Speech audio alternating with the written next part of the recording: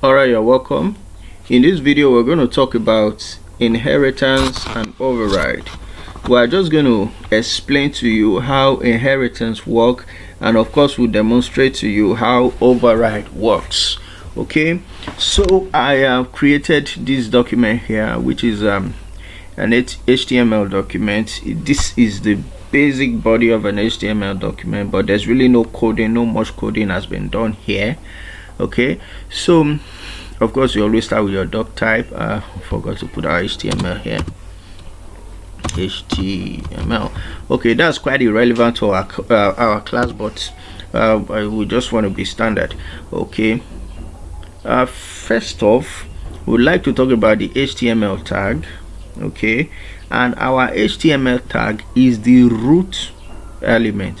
Okay, so by inheritance, what we actually mean here is that we're talking about the order or the hierarchy in which an HTML document or code is designed or created. So the first element you have there, or the first tag, is the root element, which is our HTML tag, and then nested within our root element is our body tag, of course, and our head tag. Okay, and in this case our HTML tag then becomes the parent tag to our body and our head tag. Okay, and within our body and head tag we have inside the head tag we have the title tag, inside the body tag we have the h1 and the p tags. Okay, so and they are nested within the body tag. The h1 and the p tag are nested within the body tag. Okay, the tags here that are highlighted in blue. What happens is, this would help you understand how you call your selector in CSS.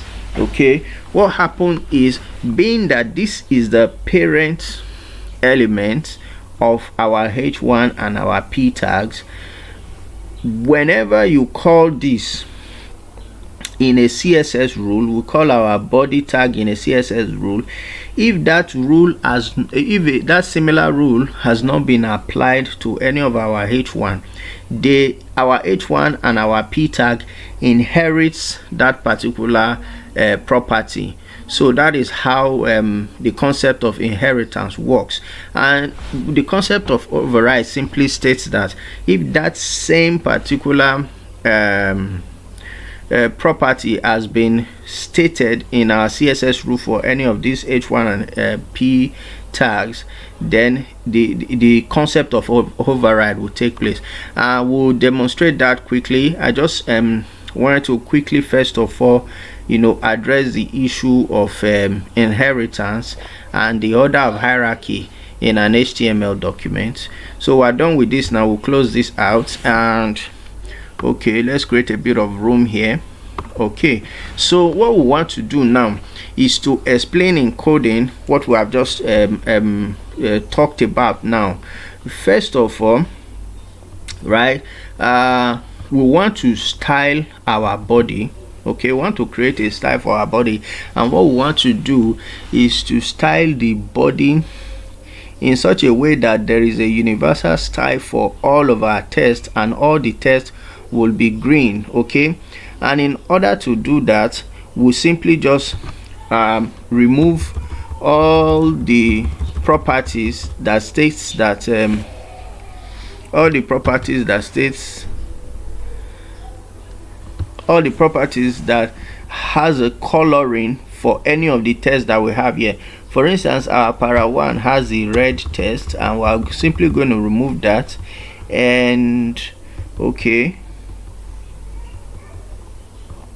that should do it. Really, that should do it. We are going to save this. Okay, there's of course our p tag has a blue. We are going to remove that as well, and we'll save this up and we'll refresh, and as you can see, it has inherited the tag, the green color, because we have styled against the body.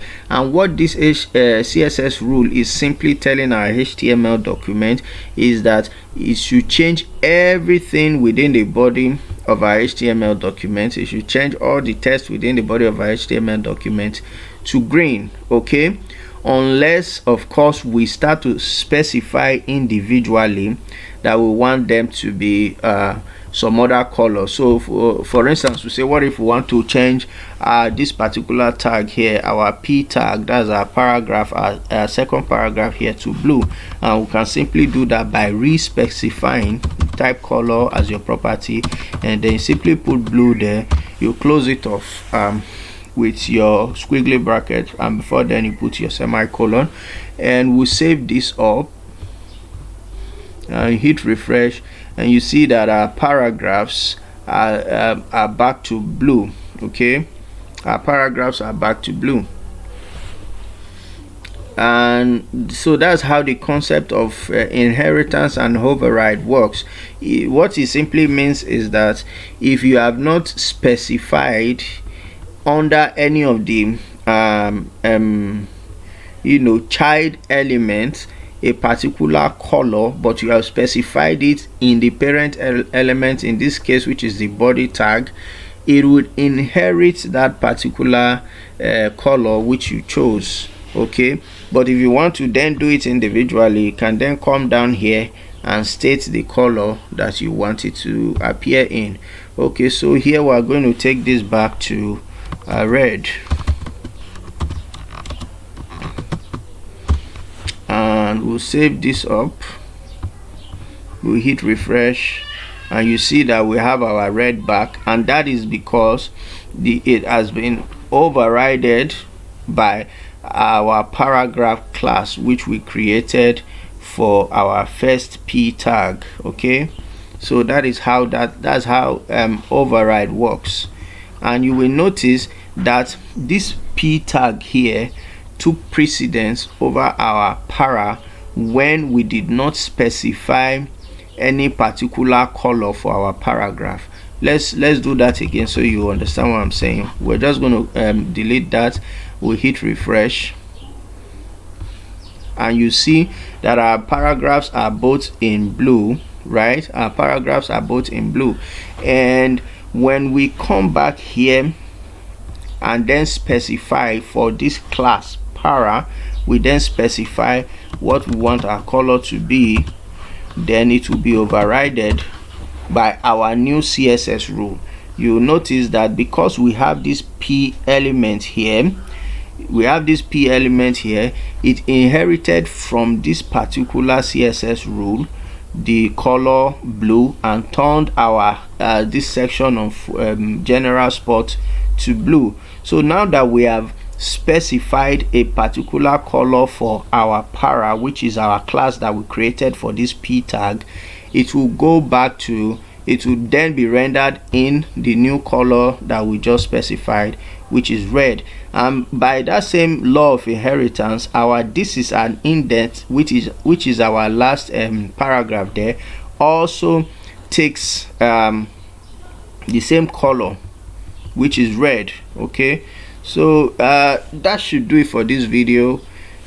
Would see you in our subsequent videos. Thank you for watching.